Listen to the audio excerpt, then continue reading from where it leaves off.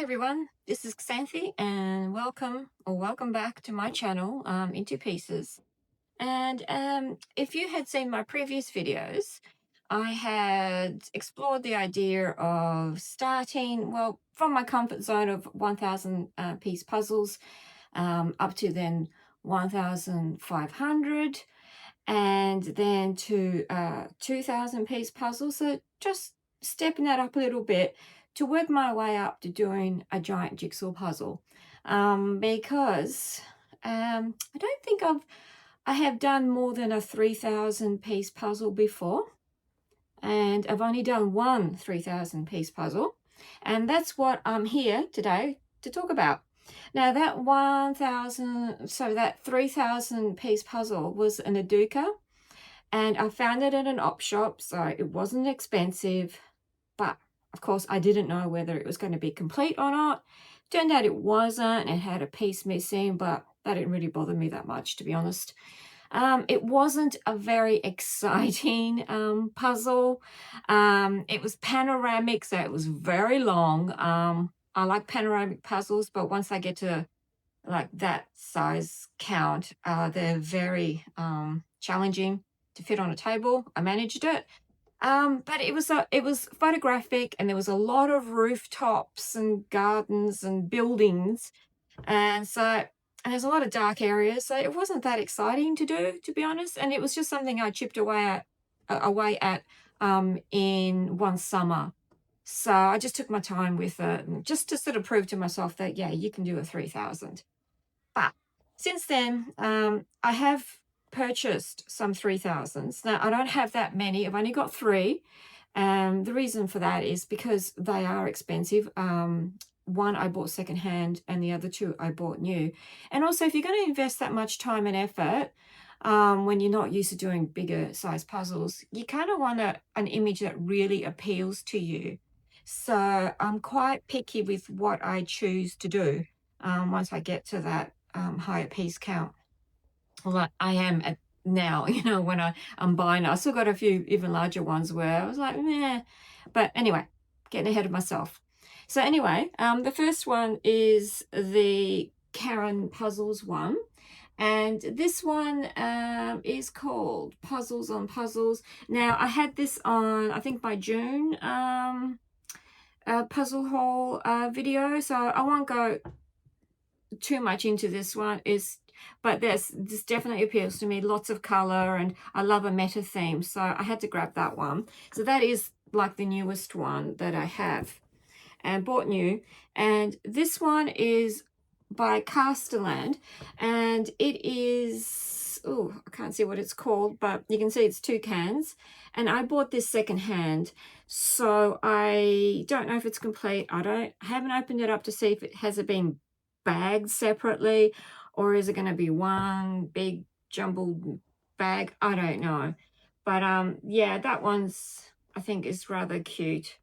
So lots of color. There is some foliage on it, but I think there's enough other things going on that, I should be able to handle it.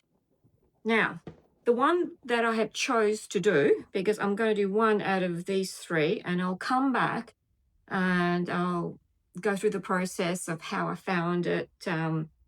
It's this one by Kodak. And I think it's called Brandon's Bookshop. So now the curious thing is that I think Kodak and Crazy Art, they all come under the same banner with Rose Art. Now with the Kodak ones, you can find a few of them in the shops here in Australia. You can find a fair few of the Crazy Art ones, like in the department stores, and they're not terribly expensive usually. Rose Art, the ones that have just come out as Rose Art, can't seem to get them here all that easily, which is a shame, because they have quite a few, I think, of the Peanuts characters ones, which rarely pop up in other brands here. But anyway, this one, I had a look at the dimensions. It's 42 inches by 30 inches, or if you're a metric like me, it's 106 centimeters by 76 centimeters. which I was thrilled about because I thought this was going to be really huge because I have got the table that I'm using here. I put a layer of coil flute which extends it a little bit. I just have to be careful not to tip the whole thing over. um, but it will fit. So I'm excited of the fact that the table that I'm currently using will fit it without me having to do it in sections. So yes, again, I don't know if it's going to include one bag with all the pieces mixed up, or it's going to be two bags, or what. I'll cross that bridge when I get to it. It does say that it's got a poster inside, which I'm thankful for, because once we get to this larger size piece puzzles, a poster can be extremely handy. So this one appealed to me, of course, because it's got like a bookshop image, and of course it's got a cat in, front and central there. So yeah, I think I'm going to enjoy this, and it'd be interesting to see the process of piece management and tray management and just space management, doing a 3000. I had a bit of a challenge doing the 2000 on this table. I know this will involve putting trays on top of bits of the puzzle that I'm working on, which is not ideal, but I think it's manageable.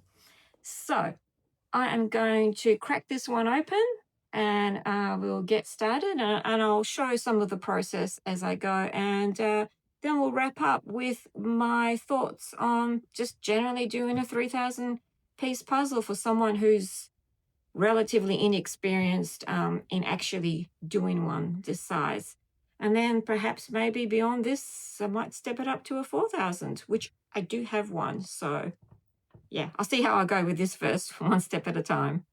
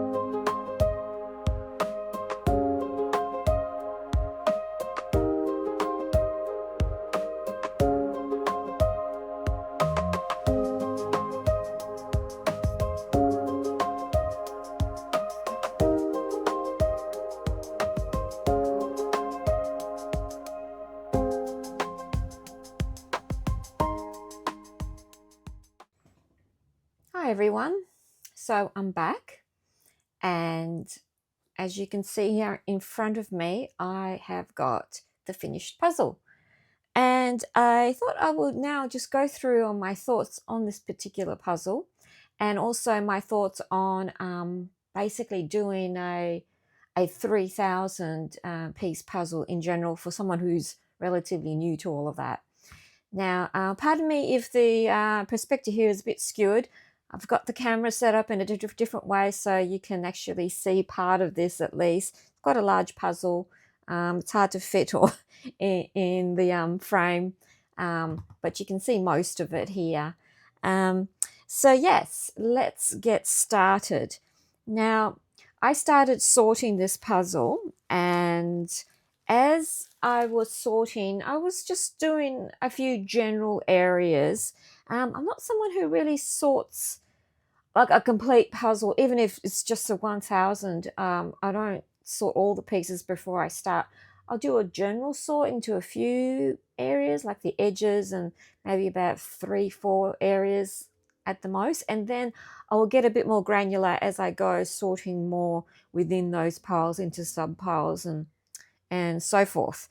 So that's what I did with this one. So I spent a fair bit of time just sorting, because as you can imagine, 3000s take a while, and I know some people hate sorting. It can get a bit tedious at times. I don't mind it so much, because I just feel like it's sort of my get to know you kind of time with a puzzle. Um, but I just put on an audio book on my laptop, and I just listened to that while I was sorting. The thing is though, is that I discovered quite quickly while I was sorting a few issues. Now, I sorted out the edge pieces, and with the edge pieces, I discovered that there was a duplicate, and it happened to be a corner piece. And at first I was like, it just threw me off, and I was like, hang on, I've got 5 corners. What's going on here? And then I realized it's one of the top corners. I had 2 pieces. Now that having a duplicate piece is obviously better than having missing pieces, but it doesn't instill confidence when you're doing a puzzle. You're thinking, well, does that mean there might be some missing pieces? So, but I'm happy to report there was no other duplicate pieces. That was good, but even better, there was no missing pieces. Very good. But there were other issues with this puzzle, sadly. And one of them was that towards the front of basically the bottom edge, where you see, you can't quite see it in here, but just around here there was a lot of pieces that were not properly cut through. And I'm not talking about 1 or 2, but I was talking like, several pieces that were still stuck together, and I didn't try to separate them. I thought I'm just going to do more damage, so I left them as they were. And so I thought, well, that's not a good sign, and it got worse. As I was sorting, I also discovered pieces that had glue, what looked like glue blobs on them. And with some of them, you could feel it, not necessarily see it unless the light hit the piece in a certain way. You could see like an odd sort of spot on them, but also you could feel it, like when you ran your hands over it. Like, these are quite glossy and smooth pieces, but with the glue spots, there's like a rough area. So, that wasn't great. What wasn't particularly great was that there was a piece, and I'll pop it up, where it looked like some glue got onto the surface on the image, and then it eroded that bit of the image away. So that wasn't great.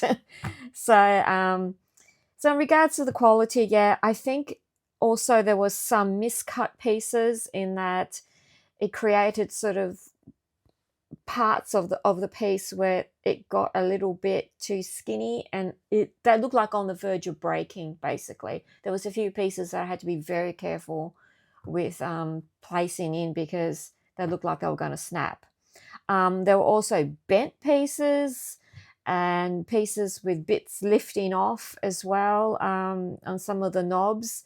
So that was quite disappointing. I realized that Crazy Art is more of a budget brand, with puzzles, but I wasn't expecting as many problems as I found. And honestly, I think when I opened up the box, I discovered, the plastic bag was this big, and you can imagine 3,000 pieces being crammed into it. The box itself is not that big, it's not that wide, so it's 3,000 pieces crammed in there. The pieces weren't super small either, they were decent size. So I think part of the issue, was when you have 3,000 pieces and you cram them into a smaller plastic bag, into a smaller box, they've got no room to move inside, and they will just crunch together, and I think that's where all the bending happened. So that was unfortunate. As for the image itself, I generally enjoyed it. Like I said, I do really enjoy doing puzzles that have book images, but there was an issue that I noticed, and that's the fact that towards the front of the puzzle, and I'll show you on the box, towards the front, down here with the larger books here sitting on the table, what I noticed is that some of them were backwards. And by backwards, I mean, well, we know that when we have a book, we open it to the left. Well, there were some of these books where it was obviously the top of the book, with the front cover, but they were opening to the right. So I know with Hebrew, a lot of books written in Hebrew do open the opposite way. Open it to the right and you turn the pages to the right. But all these books are in English. They've got English titles. And so that to me, it kind of felt like I don't know, a Photoshop or an AI kind of misstep. But being a book lover, it did annoy me to see something as basic as that being messed up in this image. Now, how I ended up tackling the image was, something stood out, like writing and also the armchairs as well, like those armchairs there, the flowers in the middle, the cat, and also these shelves here with the books and these sort of cards or posters, whatever you want to call them. They were very fiddly. Whew, very, very fiddly. So this was an interesting mix to do. If you are not if you're like me and don't like really high detail fiddly things, well, there are some areas in this that unfortunately are like that and you can't avoid them. But it's counterbalanced with the fact there's some areas that have, some solid patterns and things that you can work on that are not too fiddly. There is an area that is up here, which is the chandelier, which I actually rather enjoyed doing. It was very colourful and I don't know, it just really appealed to me. Now, I found myself doing the bottom bit here, the checkerboard kind of black and white tiling. I did that last. Had a feeling that might go last. It was just basically, like a dark sort of black, navy blue, some sort of cream color and some white, and that was pretty much it. So I knew that it was most likely going to be last, and it was. Now, I did talk about the negatives of this puzzle. The positives is that it's a pretty decent fit. I was quite happy. I'm not someone who's keen on doing puzzle pickups. Like that make me nervous. But as you can see, it holds together pretty well. And that was good while I was putting this puzzle together, because I found that I could put together islands on one of my little sorting trays and then take it over to where it needs to be and pop it in with relative ease. They weren't super tight, snug fit, so I had to be a bit careful. But in general, it was a decent enough fit for me to feel that confident that I could put islands in place without them totally crumbling in my hands. So I was quite happy with that. I was also happy the fact that it had a poster, and the poster is actually quite nice. It's decent. It's this well, it's glossy, but that doesn't really matter so much. And it's a nice thick piece of paper there. So that was nice. And I found myself using the poster more than the box. I just found it easier to sort of, pick it up and have a good look at, especially some of the small detail stuff. So yeah, but there's one interesting thing that I noticed on the poster, and I'll just pop up a picture of it. On the side there, it just lists some other puzzles in the series, and things like Magic Circus Parade and Fluffy Kittens in the Living Room. But the bottom one, which is a picture of all these cakes, it says ballooning cake and flowers. I think that's what they were meant.